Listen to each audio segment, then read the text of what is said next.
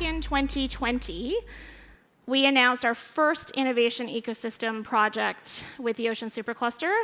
And at that time, it was actually our second project ever. So now that we have close to 100, this was our second project and first innovation ecosystem project.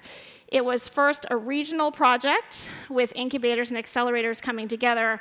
And I remember being at the workshop and talking about it, and someone said, what would make this truly unique? And I said, it would be truly unique if the whole region worked together. And so this was an example of the region coming together, which has now grown to be a pan-Canadian effort, as you saw with the opening video. And that has happened in just 4 years, and 2 of those years being during a global pandemic. We have launched a vision, and we'll talk about this a little bit later, which is Ambition 2035.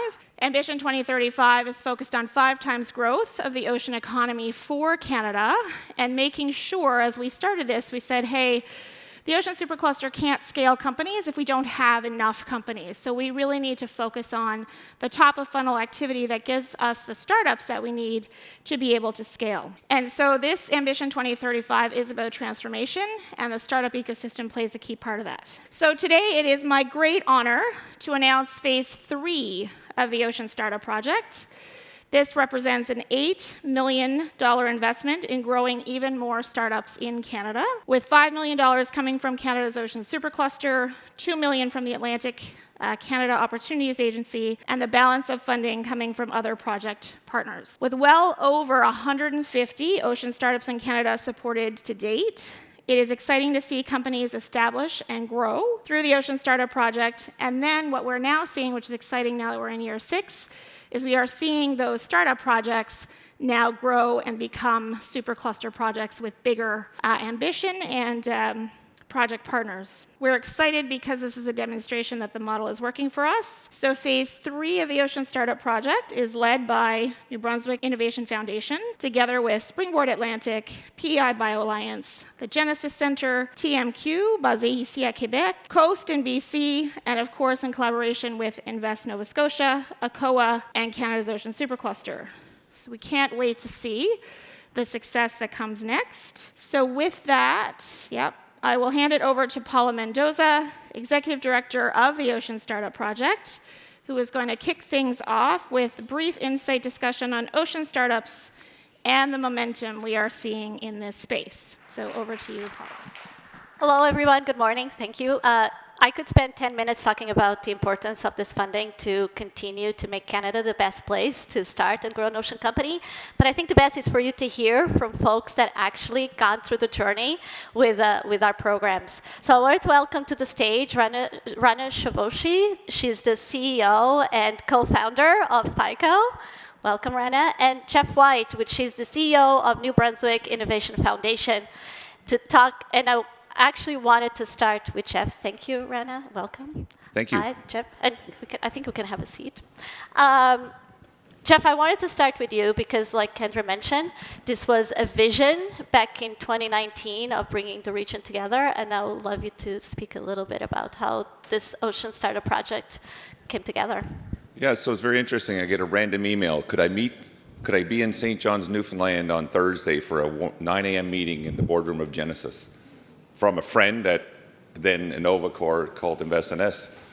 I had no idea what it was about. We got in the room and said, there's this thing called the Ocean Supercluster coming to our region, or had, I can't remember, but this is 2019, we knew it was headed.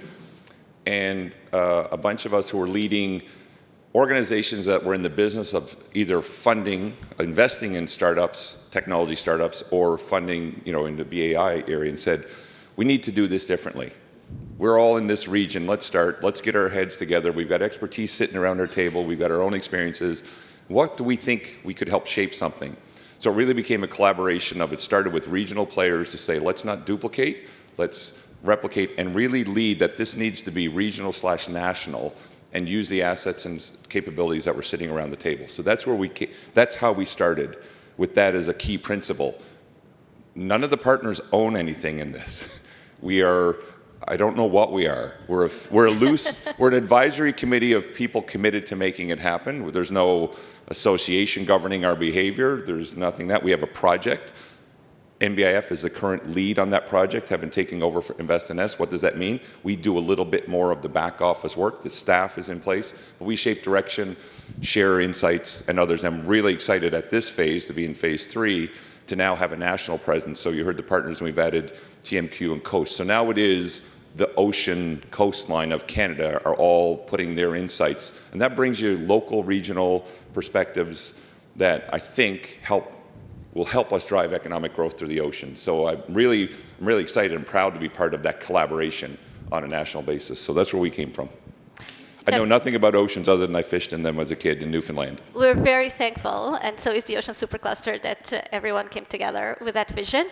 And I wanted to pick up on the regional and national vision piece, because again, as you mentioned, it started as an Atlantic Canadian project, and it has grown because of the need and the importance and the opportunities that exist nationally to interact with the blue economy, with the ocean sector.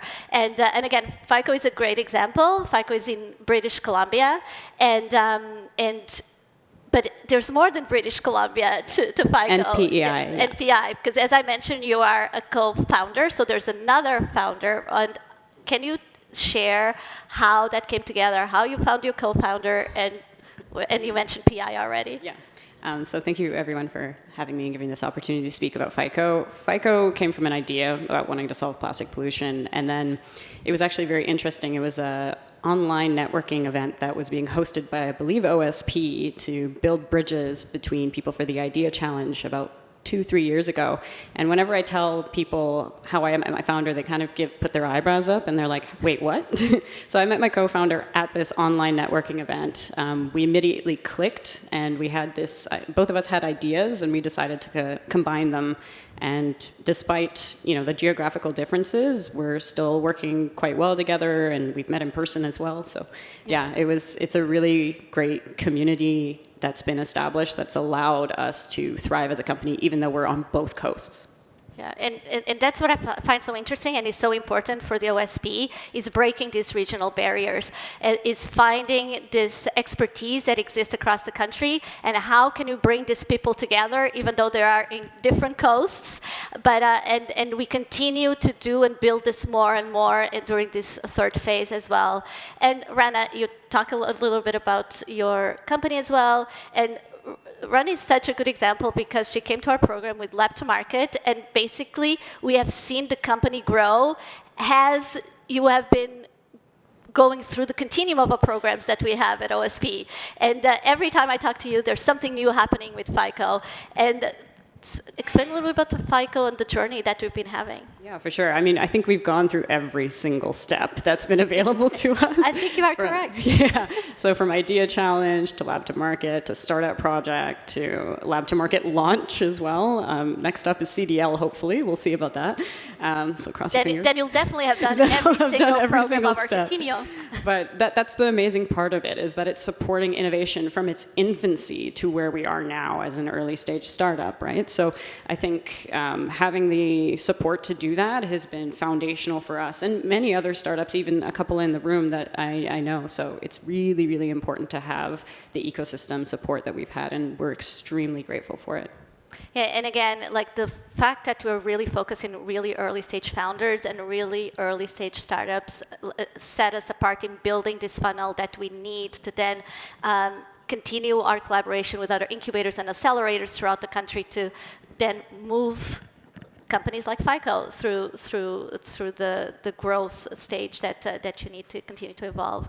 We only have a few minutes, but we have an amazing room with funders, with VCs, and I know that there's so many great things that FICO is moving towards. What are the next stage? Yeah, so just to recap for anyone who doesn't know what we do, we work with Indigenous nations to do seaweed farming, and then we use the seaweed to make biomaterials for agriculture.